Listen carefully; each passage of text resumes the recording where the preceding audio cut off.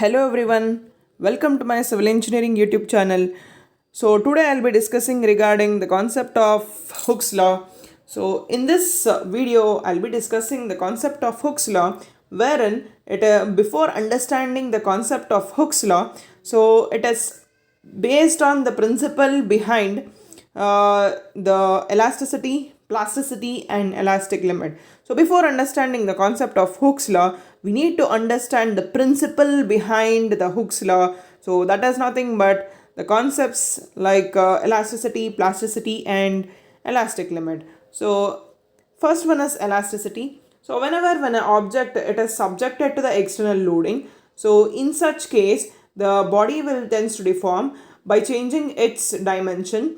So if the body changes its dimension due to the deformation of the applied load, so if at all if the same amount of load is removed from the object, then the body will regain its original shape and size completely. So that phenomenon or that condition is called as elasticity. Elasticity is a condition wherein after the removal of the applied load, the body will tend to regain its original shape and size completely is called as elasticity. So the next is plasticity. So for if the object when it is subjected to the external load, then in such condition if the load is further increased, increased,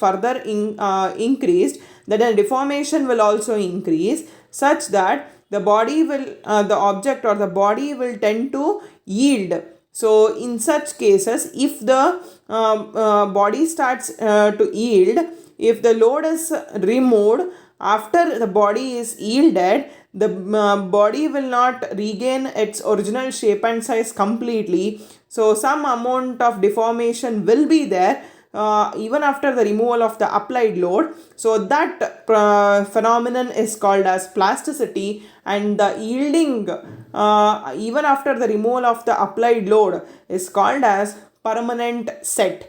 So plasticity is a condition wherein the body will not regain its original shape and size completely after the removal of the applied load, and it will be subjected to the yielding. So that yielding is called as permanent set.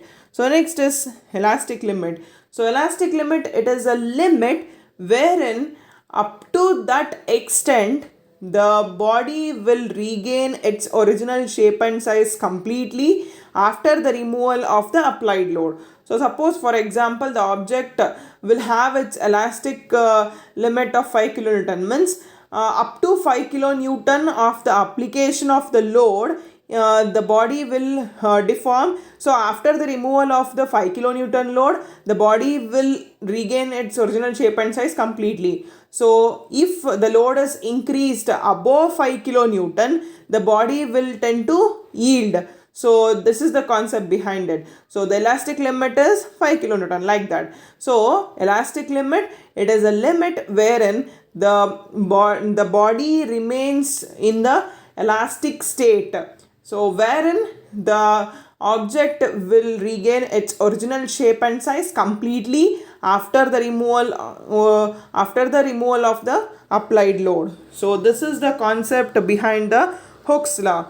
So Hooke's law is nothing but it states that when the material is loaded within the elastic limit, so whenever the material is loaded within the elastic limit, the stress is directly proportional to strain, and the ratio of stress to corresponding strain is a constant, so which is called as Young's modulus or modulus of elasticity. So you can just observe here, stress is directly proportional to strain. So as I said that when the material is loaded within the elastic limit, this is the very important point in the Hooke's law.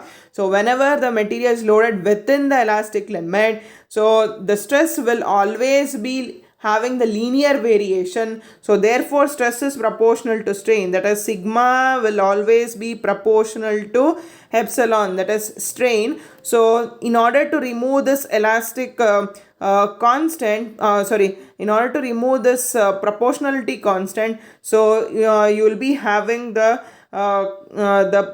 constant which is called as Young's modulus. So stress is equal to E into strain. So E is equal to stress by strain, which is called as Young's modulus or modulus of elasticity. So I repeat it once again. So Hooke's law, it states that when the material is loaded within the elastic limit, the stress is directly proportional to strain, and the ratio of stress to strain is a constant. So that constant is called as Young's modulus, or it is also called as modulus of elasticity. So here E is equal to stress by strain, where E is Young's modulus and stress is nothing but sigma, and E is called as strain.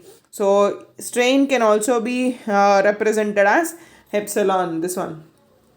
Okay, so next coming on to the next concept, next coming on to the factor of safety. So factor of safety is nothing but it is a limit wherein the material starts showing the sign of cracks. So it is the limit wherein the material starts to initiate the cracks. So it is also called as point of crack propagation, and it is required to provide the buffer strength for a given material without failure. So it is required to provide a buffer strength for a given material without failure. Therefore, factor of safety is defined as the ratio of maximum or ultimate stress to the working stress. So maximum or ultimate stress is nothing but the material can withstand the maximum load, that after that it will fail. So working stress is nothing but, so it is the stress wherein it can carry the load up to without any cracks or without any failure. So this is what the concept of factor of safety.